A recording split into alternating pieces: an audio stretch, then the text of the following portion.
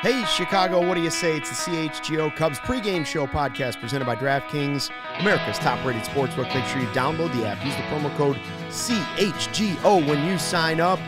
Cubs and Mariners, the second half of the American League West homestand for the Cubs at Wrigley Field. Cubs take 2 out of 3 against the Rangers. Now the Mariners come to town. I see Joe in the chats listening on his way to the game. Hello to everybody in the chat. Jordo's there. John... How do you say it? How do you say it, John? I don't know how to say it. I'm going to say Plashik. There you go. That's better than what I was saying. Rhonda's there. Hi, Rhonda. We always give a wave to Rhonda. Hi, Rhonda. Ravi's here. Ravi's here. Doug, he's also here. Shout out to you guys. Happy Monday. What a weekend. Yeah, I mean, first of all, what a week this is going to be. Yeah. You know, the weather-wise, first of all, you get the Cubs at home to start the week. The weather's going to be great. It's going to be mid-70s all week. You got night games. Perfect time to go to a night game early in the season. How rare is it that you can get a game like tonight where you can go to Wrigley Field and not need like 7 layers of jackets on? I mean, it's beautiful out today. We'll probably make up for it. Memorial Day will be like 40 degrees. Rainy. Yeah, rainy and 40. But it was a great weekend. Great weekend. And Cubs take 2 out of 3 against the Reds, a Rangers team that thinks they're going to be serious this year. A team that spent a lot of money. A lot of dough. 2 years in a row. You know, we got lucky in terms of having to skip DeGrom. But, hey, that lineup's no joke. And we did Stroman on Friday, but Steele followed up with another great start on Saturday. And then, you know, yesterday stunk, but trying to get back in the win column today. Doug's making fun of us for not being able to say Plasic. Well, I'm sorry. I tried. Plasic. Let's say Plasic. Fischleier's got COVID, man. Get better. Hope you feel better. Get better, so we get the Mariners in town, but before that happens, the real story going into this game, the roster move, which was a little surprising. I think some were wondering whether or not Seiya would be available for this series. We have info on that. They have an off night in Iowa. We'll update you on Seiya in a second. But first, the first news came across was Nelson Velasquez has a nameplate up in the locker room. He's going to be in Chicago tonight. We thought, okay, so that means somebody's got to get sent down. Yeah. Nelson Velasquez coming up. So the first question was, well, does that mean Seiya's not coming back for a while? Or is he just taking somebody else's spot? And it's Javier Assad, the ass man, being sent down to AAA. Kind of crazy. Like, he pitched 3 innings yesterday. Just got shelled in the first inning. Yeah, gave up 3 runs. In his time here at the big leagues this season, 6 earned runs, 6 hits, 4 1/3 innings. So he was not great. And the surprising part is that he went the entire World Baseball Classic and, I believe, Cactus League without giving up a single run. Right. He had a perfect spring. Yeah. And he was dominant for Team Mexico in the World Baseball Classic. I don't know what went wrong, but what went wrong between actually the last time he pitched in spring training wasn't that great either, if I remember correctly. Like when he came back from the World Baseball Classic. He wasn't great in that inning either. He wasn't great in that inning. So what happened between the World Baseball Classic and him getting back? I don't know, but he's going to Iowa to figure it out. I'm a little surprised. Like, unfortunately, I now have to send some guy named Carlito a free shirt because he was in my mentions and was like, maybe it's Assad. And I replied back and was like, if it's Assad, I'll send you a free shirt because there ain't no way. Because I just like I felt like he earned a little bit of a leash based off his World Baseball Classic performance, and you know, Well, it does make in classic fashion. I was wrong again. So I mean, yeah, I guess that's the surprising thing to me is that we talked about how great he was in the World Baseball Classic. I mean, we did a whole podcast about the 3 innings he did against Team USA where he shoved it. We were like, get the Ass Man T-shirts out now. You know what I mean? And to see him fall like this in the first couple weeks of the season, or first 10 games, first 8 games, whatever, to me is a little surprising. But again, he wasn't going to pitch for the next couple of days anyway, since he went 3 innings. So he wasn't going to pitch. He wasn't going to pitch Monday, Tuesday, or Wednesday. Thursday's an off day. Right. So he could very well be back when the Cubs go to Los Angeles going in this weekend. So I guess for the time being, we'll wait and see what happens. But I did see that they want to stretch him out. They want to stretch him out down Iowa, but that still doesn't mean he couldn't just be in a bullpen run. I don't know. I'm not really sure because I think all like me and then anyone else really on Cubs Twitter was like, oh, is it Mastroboni? Is it Madrigal? Is it Torrens? I think that's what most people thought it was going to be one of those, one of those 3 guys. Now, if it's just a matter of he can't pitch anyways, so but then you would think an arm would come up, instead of Velasquez, right?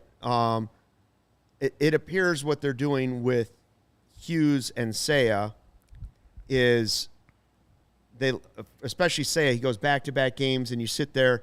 Now he's got the oblique. Okay, how does he feel the next couple days? They don't want to just rush him back, so. David Ross has already said, I saw Ryan Herrera tweeted that Ross said, at best case scenario, Seiya would be in L.A. Yeah. So the West Coast trip coming up, we suggested it. I said, well, why rush him back here? Now, we didn't know it was going to be 75 degrees every day, but I was like, why rush him back if he can just take a couple days off, do some work on the side, and then go to sunny California where they play that seemed like the logical move anyway. So yeah. And now that Velasquez is up here, I feel a little bit more lenient because, like clearly Mancini isn't the greatest right fielder, at least at Wrigley. And Wrigley's not an easy right. Of the right fields in baseball, Wrigley's not an easy one. Right. Shadows play a factor, that wall. It's still weird. And we've seen Mastroboni out there. He's out there tonight. I know he's more known just for like not being able to make that one play, the dive, the lack of a dive. And we've seen Wisdom out there. He's probably been the only one who I'm like, all right, but they need him more at third base, in my opinion. So with Velasquez, I know he's not starting tonight, but I'm hoping that they give Velasquez some run in right field in this series. Like they got to play a guy who's at least an outfielder. Like he played outfield for the Cubs all of last season. And he has some power. And he mashed in Iowa before coming up. Why ruin any of that momentum he might have?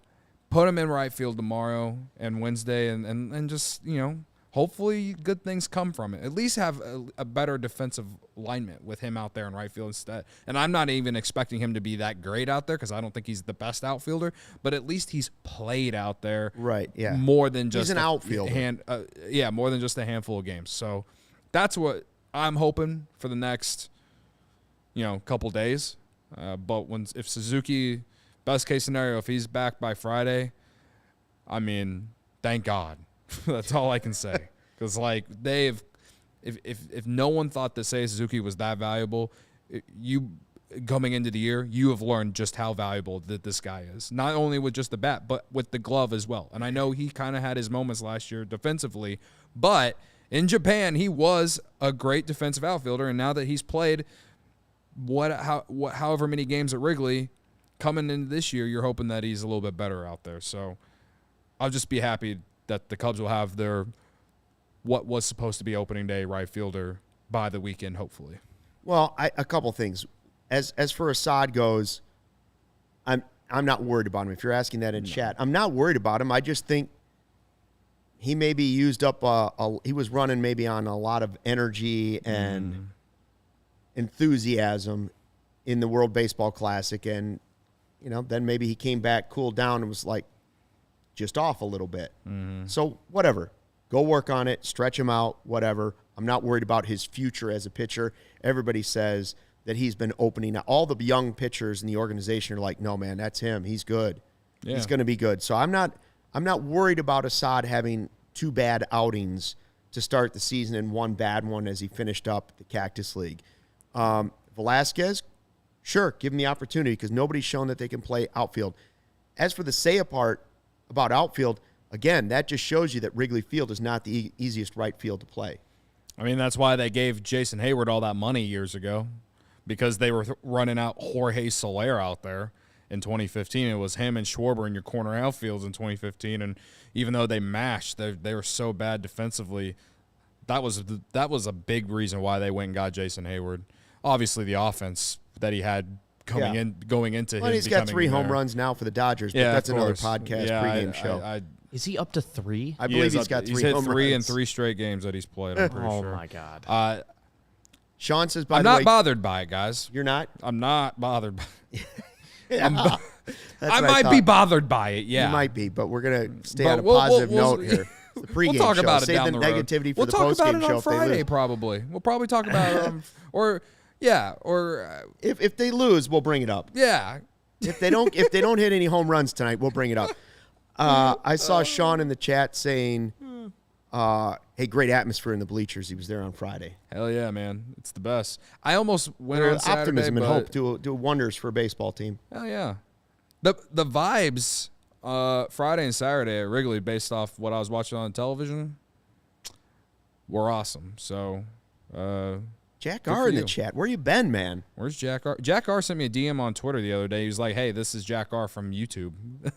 I didn't know, like, it's not what his name is on Twitter, but he, like, sent me a DM, and he's like, he said something about Stroman and Steele, and then said, by the way, this is Jack R from YouTube. And I was like, oh, hey.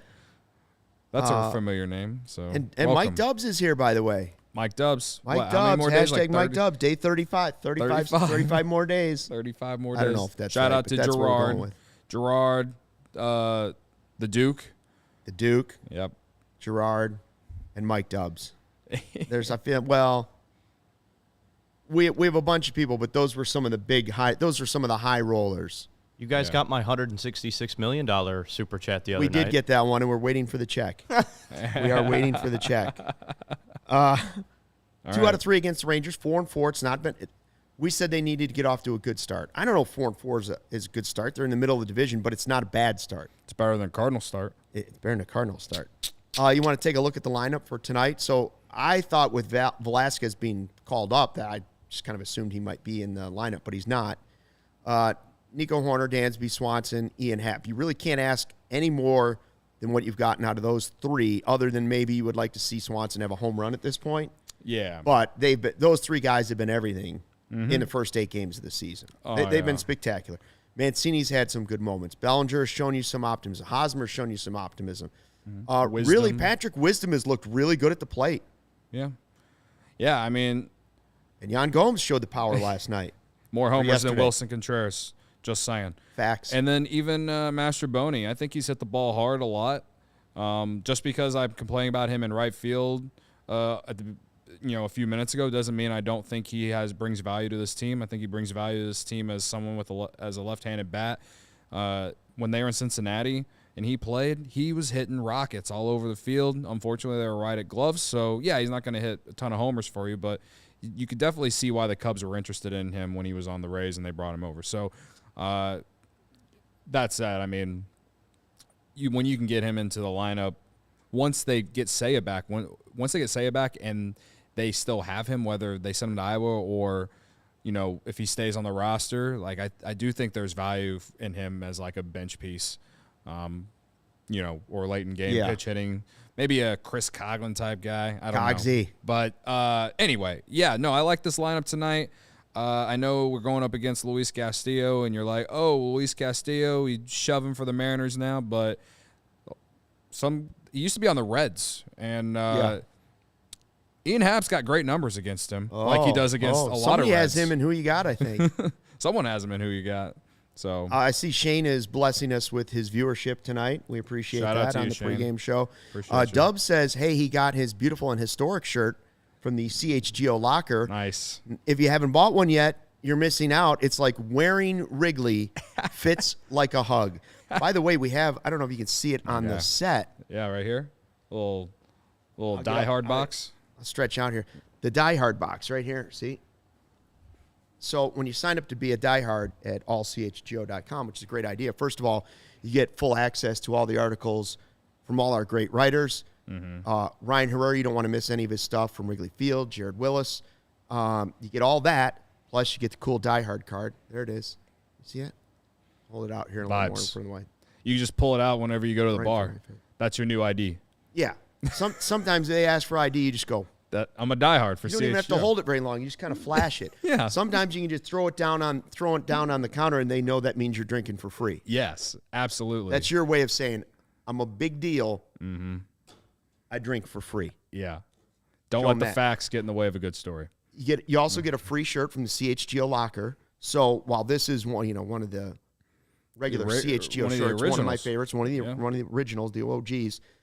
Came out a year ago. Comes in this cool box with a bunch of stickers as well. All the CHGO stickers, diehard stickers.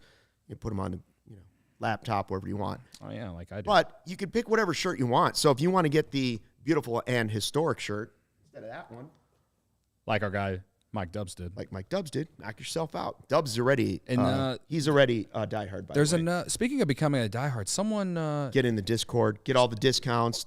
Speaking for the big events. Speaking of the Discord, there was another guy who tweeted at us today saying that he got his Cubby Brawler shirt, one of the original CHGO Cubs shirts, and I saw him in the Cubs Discord a few hours later after he tweeted that he got his shirt. So I think he recently became a diehard. Very nice. Yeah. So shout out. I don't have your name off the top of my head. Maybe I'll give you a shout out on post game. But yeah, we just continue to grow here at CHGO. Become part of the family. It's a fun time. And I'll always reply to you on Twitter because all I do is reply to Gary on Twitter. Because Gary is always tweeting at me. Yeah, Jerry. And you. Oh, yeah. Gary's got info. Gary's got info. Jack R. says, I'm busy, man. I'm going to try to be on here as much as possible. Love the show. Thanks, Jack. Oh, yeah, Jack. We have missed you, and we always appreciate when you're on the show for the chat. Good comments. Yeah.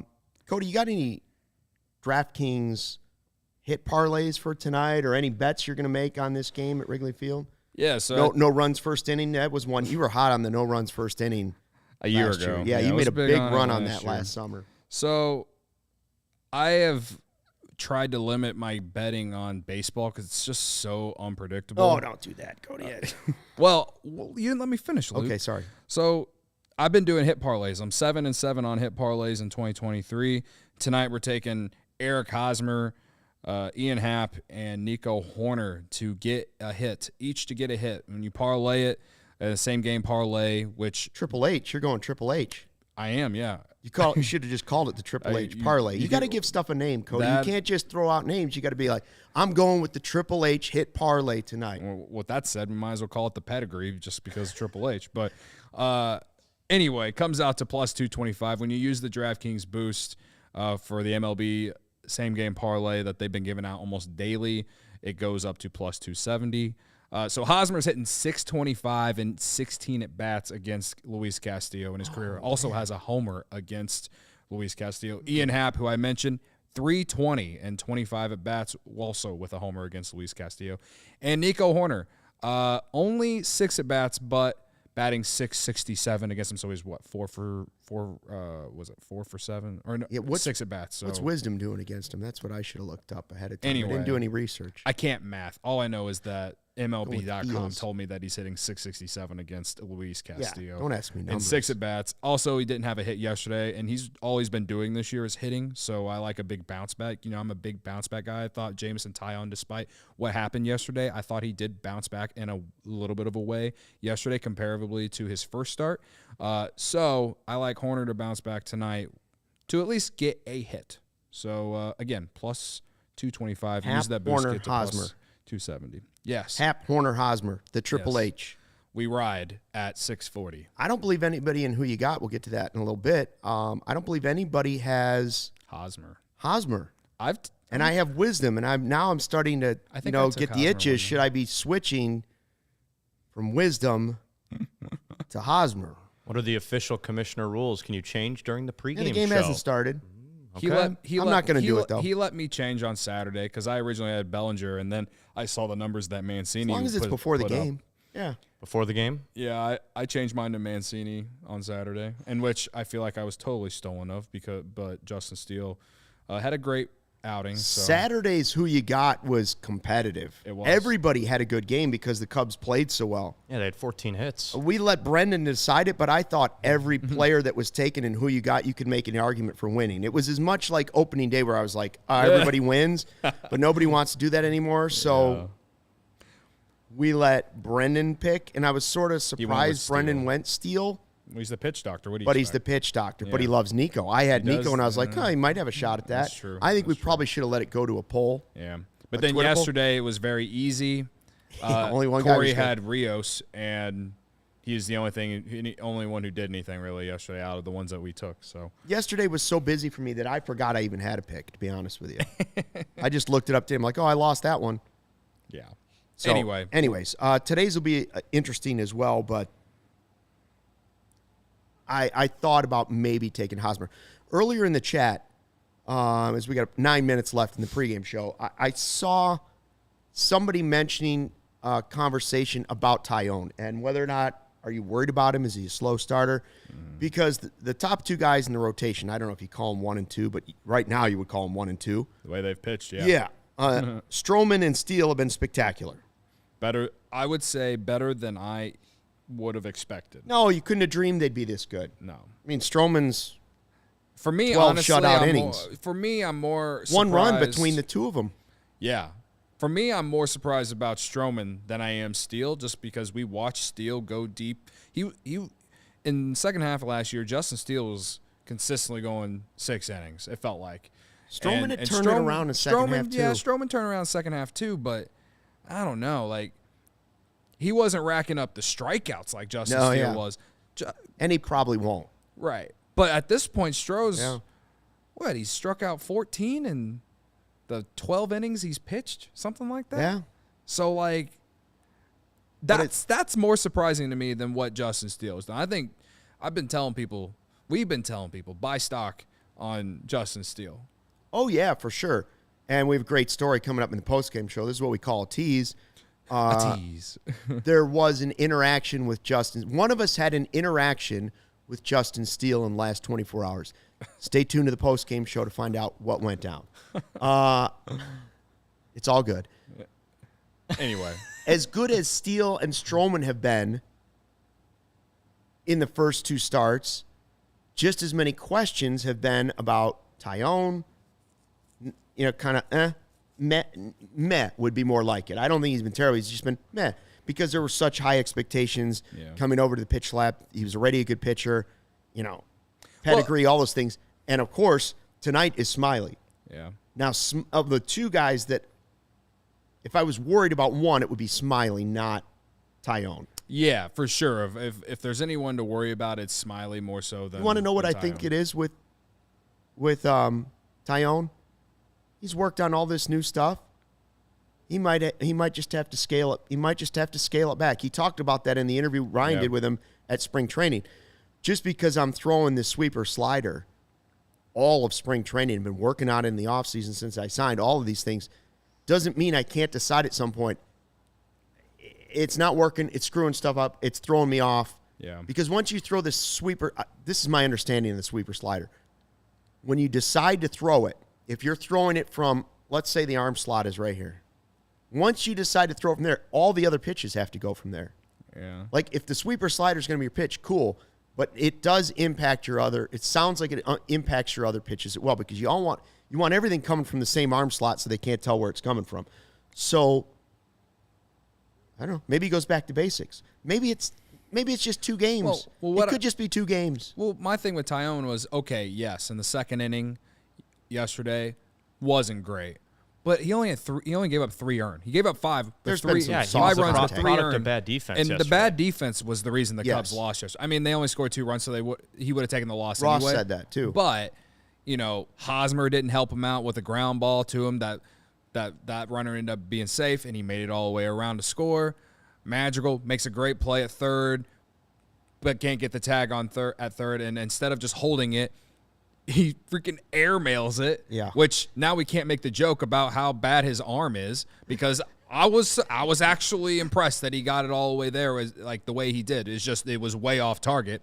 And then Mancini just took a terrible route on that fly ball out to right field with runners on that led to 2 scoring. So I mean, to me, I thought Tyone was better as the game went on.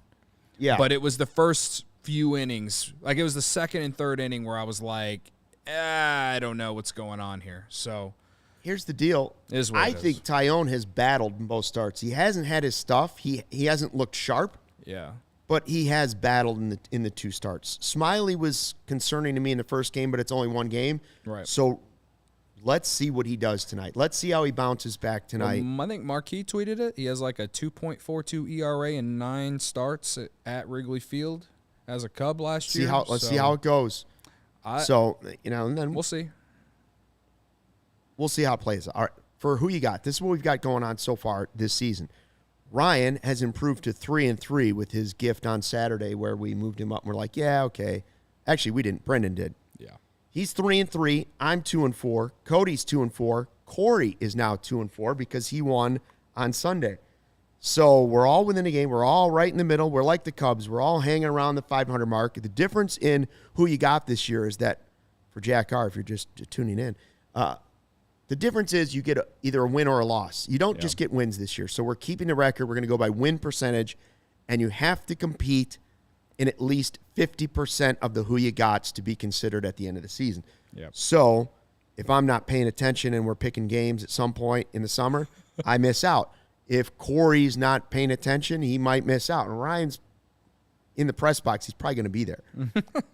So we'll see what happens. Tonight's picks. Let's get to it. All right. The big picks tonight. Ryan, right out of the gate, says, give me Nico. Okay. Ryan is usually the first pick, the first one to come in our Slack channel. He's always the one who sees the lineup first. Or before the Cubs tweet out the lineup, he gets it and then tweets it. And then the baseball geeks of America send him a message that lineups are out, and he digs into it. He has like the... Don't get me started on that group. He has some workaround that allows him to see the lineup. I'm not saying Ryan's a geek. I'm just saying the group in general is the baseball geeks of America. Not that there's anything wrong with that. There's nothing wrong with it. I'm going with Smyly. You're going with Smyly because I said who's taking Smyly tonight. Yeah, you now came Cody's like, you got to take him. You come in the Slack channel today and you're like, anyone want to take Smyly? Give it him early before the lineup comes out. And you know what? It wasn't even really Luke that got me. It's more of like my Twitter mentions and just everyone that's already out on Smyly. I mean, did we forget that Smyly was really good for the Cubs last year? No, he was good. He wasn't. The reason I made the joke, and it was really I know you were making a joke. I was making a joke because he wasn't good last start and he wasn't good in spring training. Right. And some people are worried about him. Like, is he the guy that's not going to, I think not all those guys are going to pitch well this year. Either he's going to be okay tonight or I'm going to be banned from taking a pitcher for like 2 weeks. Yeah, I would agree. I would agree. I don't think there's an in-between tonight on him. I think he's either good or he gives up 4 bombs. And it doesn't help that I think the wind is blowing out. But the way he pitches, he's trying to get ground balls. So I think if he's able to do that, he can hang in this game. I think he can bounce back tonight compared to his first start. Also, the Mariners coming off a 12-inning game against the Guardians yesterday, had travel from Ohio. They're below 500, I believe. Yeah, they're off to a kind of a iffy start, and they have higher expectations than the Cubs. So I think the Cubs are getting them at a good time. That said, Luis Castillo is their ace, and like this is like what aces do is be a stopper. So we'll see what happens. But if the Cubs win tonight, it's going to be because of Drew Smyly being better than what any of us probably think is going to happen. So that's why I took Smyly, because if he is good, then I think the Cubs win this game. Yeah, I mean, I wouldn't do a 2-pointer on it. I wouldn't pick him for 2 points where I would have to take 2 losses if he didn't. But it's not like I took But Keegan I agree. Thompson. I don't think it's crazy that Smyly could be the star of the game. Now, Rhonda says she's glad Wisdom is playing third instead of Nicky. Well, I took Wisdom. Yeah. I liked what I've seen from Wisdom at the plate. I know he had 2 strikeouts yesterday, but I still think there's a chance he could lead the team in home runs. I do like what I see from him so far. The takes, that he's had have been good takes. Yeah. So I went with wisdom. Now that I've seen the numbers on Hosmer, I'm questioning that pick, but that's who I went with. Corey went with Ian Happ because Happ's been great so far this season too. And he's Aaron's been had great a good against game. Castillo. And he's been great against Castillo. See, you guys dig into the All you got to do is go on the MLB at Bat app, and you can look at the electronics. matchups. You know how I know how you are with technology. if Classic they hand me a Stuck. game notes, a printed out game notes, I can go through all kinds of stats. But if you're asking me to dig it up on the phone, it's just too much work. You know what's weird is It's that too much work. no one actually thinks that. I'm just saying. What? Like, because you can find those stats as quick as I'm kidding. as anything. I know. You just are. You are. I just in your decide ways. not to like. Yeah, I. Who you got Captain is eye test. who, Yeah, who the you eye got is test. who you got is a gut pick for me. There you go. Yeah, I like that. almost never am going to look up the numbers to see what somebody is against. In somebody. a way, Luke is using Delmetrics to choose his who you I'm got. picking vibes. I'm going by vibes and I too, stomach feel. and that is why both me and Luke are 2 and 4 probably. But anyway, don't let the facts get in the way of a good story. Jack says the new rules are being enforced because we're trying to get Grandpa Stucky and Cody off the ice cream. Listen, I have said That same ice cream has still been in the freezer in this office, and it's like literally like ice is freezing over. we may the, have the I may have to tubs. tweet out a picture of it. It looks like we've started a new ice age in our freezer is like must be leaking water, and so it's just a pile of mounded ice has now. Yeah. We have a glacier. Yeah. We have a glacier in our freezer. Anyway, Anyways, we'll see what happens. Robbie's going to go get his apple pie on Sunday after the game if they win. Congratulations. apple pie. I like pie. We'll be back here for the post-game show. Thanks to everybody for checking out the CHGO Cubs pregame podcast presented by DraftKings, America's top-rated sportsbook. Make sure you download the app. Use the promo code CHGO when you sign up. We'll be back here for a full hour after the game. Have fun. Watch it. Come hang out with us afterwards. Until then, fly the W.